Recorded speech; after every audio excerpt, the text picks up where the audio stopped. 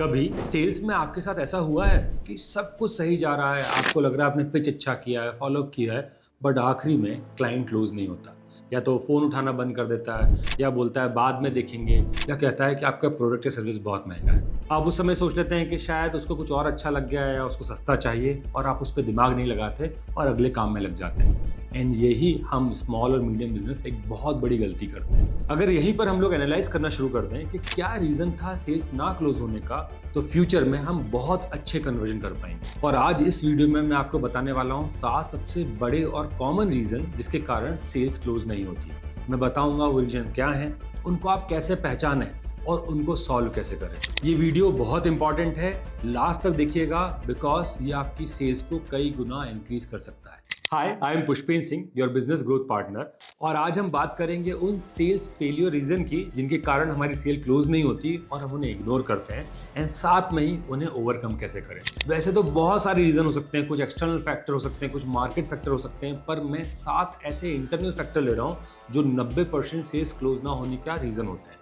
तो इनको ध्यान से देखिए, 1, 2 या बहुत सारे ऐसे रीजन हो सकते हैं जो आपकी सेल्स को हैम्पर कर रहे हैं।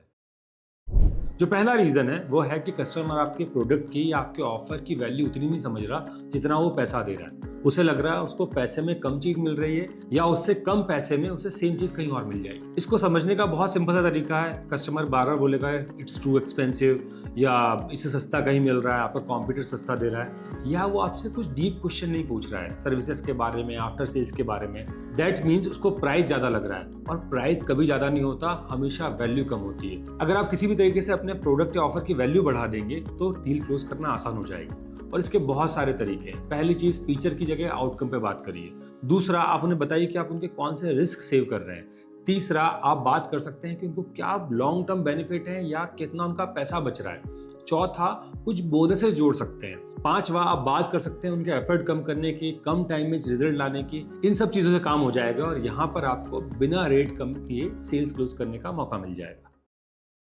जो दूसरा रीजन है वो है कि कस्टमर अभी बाइंग स्टेज पे पहुंचा ही नहीं है। सेल्स में भी 5 स्टेज होती है: unaware, problem aware, solution aware, product aware और मोस्ट अवेयर। जनरली हम मोस्ट अवेयर वाले कस्टमर के लिए रेडी रहते हैं, बट बाकी स्टेज के लिए हम तैयार नहीं है। और ये समझने का बहुत सिंपल सा तरीका है कि वो बोलता है आई एम नॉट इंटरेस्टेड, कभी और बाय करेंगे। इसका मतलब ये नहीं कि सेल्स क्लोज नहीं होगी, इसका मतलब ये फ्यूचर में बाय करेगा, आपको इससे कनेक्ट होकर रहना है।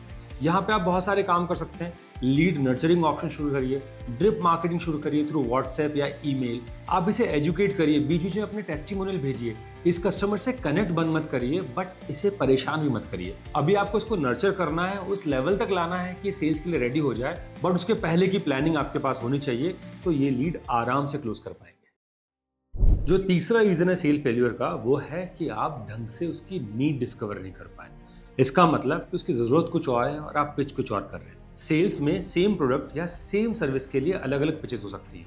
इसके लिए आपको कस्टमर की नीड समझनी है, और अगर आपको पता करना है कि आप नीड डिस्कवर कर पा रहे हैं या नहीं कर पा रहे, तो उसका एक बहुत सिंपल सा तरीका है कि क्या आपकी पिच सेम है हर कस्टमर के लिए, क्या आपकी पिच में आप ज्यादा बोलते हैं और कस्टमर क्वेश्चन नहीं पूछ रहा।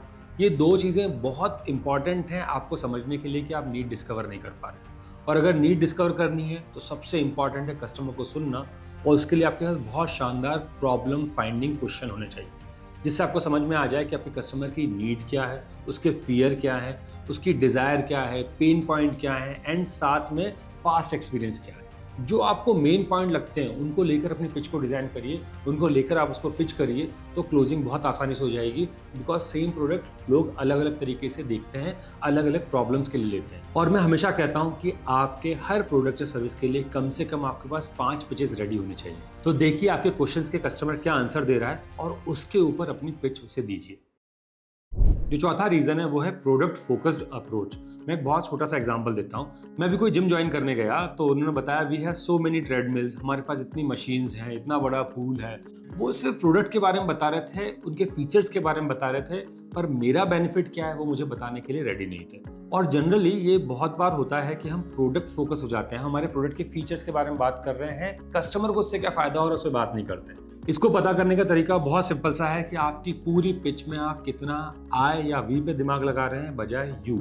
मतलब हमारा प्रोडक्ट ऐसा है, हम ऐसे हैं, हमारी सर्विसेज ऐसी, इसको आप बार बार बोल रहे हो बजाय ये बोलने के कि सर आपका ये प्रॉब्लम सॉल्व हो जाएगा, आपको ये बेनिफिट मिल जाएंगे, आपका ये ट्रांसफॉर्मेशन हो जाएगा। तो अगर आप ये शिफ्ट कर लें अपनी सेल्स पिच में कि बजाय आपके प्रोडक्ट या सर्विस के सामने वाले की प्रॉब्लम सॉल्व करने के, उसके ट्रांसफॉर्मेशन पे आप काम करना शुरू कर दें, तो आप ज़्यादा सेल क्लोज कर पाएंगे। जो अगला पॉइंट मैं बता रहा हूँ वो लगभग लगभग हर स्मॉल और मीडियम बिजनेस में मिलता है, और वो है गैप इन सेल्स प्रोसेस। हम लोगों के पास प्रॉपर सेल्स जर्नी बनी हुई नहीं रहती। हमको नहीं पता है कि आफ्टर सेल्स पिच क्या करना है, हमको नहीं पता है कि कौन कौन से मैसेज किस किस टाइम पे भेजने हैं, कब फॉलो अप करना है, कब उन्हें एक्स्ट्रा मटेरियल भेजना है, साथ में कब उनको टेस्टिमोनियल देने हैं या कुछ बोनसेस भेजने हैं। तो आपके पास एक प्रॉपर सेल्स जर्नी बनी होनी चाहिए सो दैट आपको पता रहे कि नेक्स्ट स्टेप क्या है, और अगर वहाँ कुछ प्रॉब्लम आती है तो उसके लिए अगला सॉल्यूशन क्या बना हुआ है। इसका बहुत अच्छा तरीका है कि आप पूरी टीम के साथ बैठें और एक बार अपनी सेल्स जर्नी तैयार करें, और फिर उसमें जो जो टूल्स मटेरियल आपको लगना है वो भी रेडी कर लें, सो दैट नेक्स्ट टाइम जब भी सेल्स के लिए पिच हो आपके पास सब पहले से रेडी हो। जो अगला रीजन है वो है प्रॉब्लम इन सेल्स पर्सन।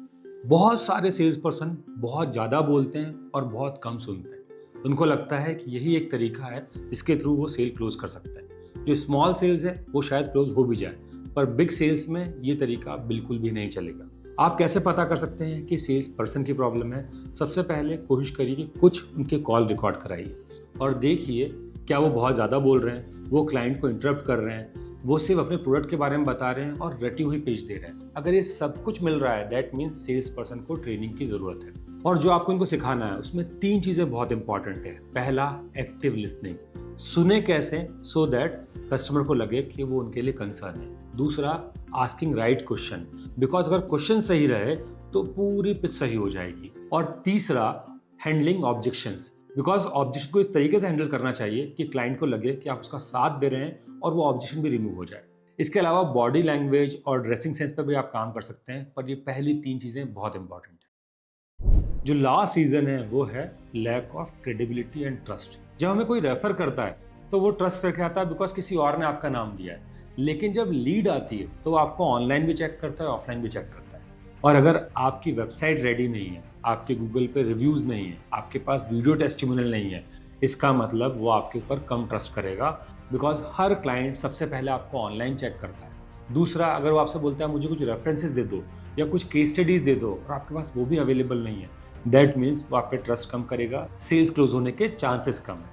और इससे बचने का बहुत सिंपल सा तरीका है, अपनी ऑनलाइन प्रेजेंस बनाइए, वेबसाइट अच्छी करिए, उस पर कस्टमर्स के लोगो लगाइए, गूगल पे रिव्यू अच्छे करिए, क्लाइंट टेस्टिमोनियल और केस स्टडीज तैयार रखिए, सो दैट जब भी वो आपसे बात करे और कुछ मांगे आपके पास हर चीज़ पहले से अवेलेबल हो, और वो आपको ऑनलाइन चेक करे तब भी आप एक बहुत अच्छी पोजीशन पर हो। इन छोटी छोटी चीज़ों से आपका ट्रस्ट बढ़ता है और सेल्स क्लोज होने के चांसेस भी। ध्यान रखिए, सबसे पहले आपको लोग ऑनलाइन चेक करेंगे और उसके लिए आपको अपनी प्रिपरेशन रखनी पड़ेगी, अदरवाइज रेफरली कन्वर्ट करोगे, लीड्स के कन्वर्जन कम रहेंगे। तो ये थे वो 7 रीजन जिनके कारण सेल क्लोज होने में दिक्कत आती है। इसके साथ ही मैंने एक छोटी सी सेल्स लीक चेकलिस्ट बनाई है जिसका लिंक आपको डिस्क्रिप्शन में मिल जाएगा। उसे डाउनलोड करिए, उसको फिलअप करिए और देखिए कि कहाँ कहाँ आपकी सेल्स प्रोसेस में लीकेज है, और मुझे बताइए कि इनमें से कौन कौन से वो रीजन है जिनके कारण आपकी सेल क्लोज नहीं होती। इसके अलावा आपको कौन सा कंटेंट चाहिए, और अगर ये वीडियो आपको अच्छा लगा तो चैनल को सब्सक्राइब करिए एंड साथ में ये वीडियो दूसरों के साथ शेयर करिए। Thank you so much.